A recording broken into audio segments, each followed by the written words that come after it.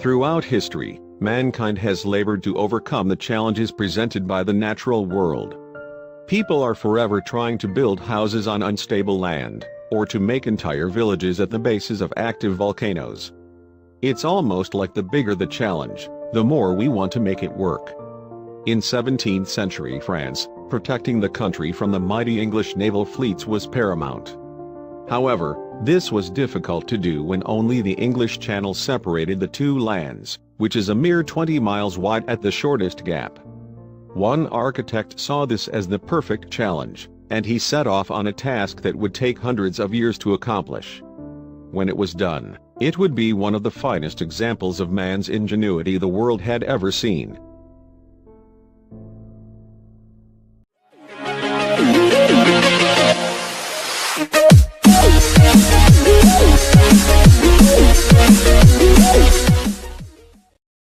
If you were to look at the ocean between the Isle d'Aix and the Isle d'Oléron in France, you might just spot something that appears to be a very small, floating castle.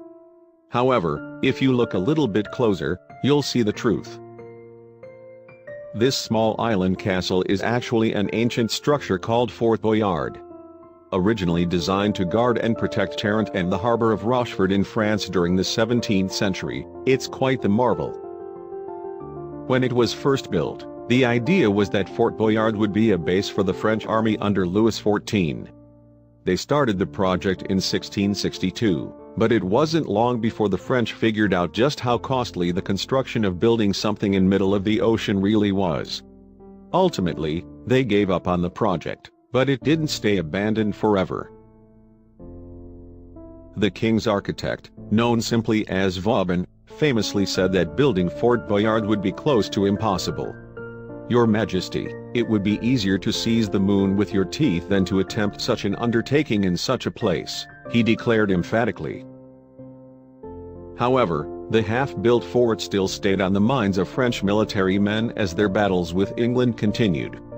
Finally, in 1801, Napoleon Bonaparte resumed the project, sure that Fort Boyard could be incredibly useful. Unfortunately, construction stopped about 8 years later in 1809 because of the ever-present difficulties in building an artificial island that could support the entire structure. Work on the fort did not start again until Louis Philippe became King of France in 1830. The workers hired to build the fort lived in temporary housing on the Isle d'Oléron. Funny enough, these temporary houses turned into permanent structures and eventually became established as the village and port of Boyardville. Later, this village would become home to France's Naval Academy. After centuries of construction, Fort Boyard was finally completed in 1858. The finished walls made an intimidating oval measuring 330 feet by 160 feet. The ground floor of the fort was made up of sleeping quarters and food storage, while the upper levels were designed for storing guns and cannons.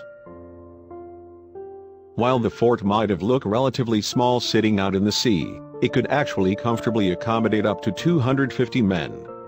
Nevertheless, when the conflicts between the French and English cooled, it looked like Fort Boyard was destined to decay. However, it gained a second life in the 1990s when the French reality TV show Les Adventures used the fort as its set. Given that it was a survivor-style show about completing challenges and physical endurance tests, this isolated historical fort was the perfect location. Now it remains a marvelous testament to human grit and creativity.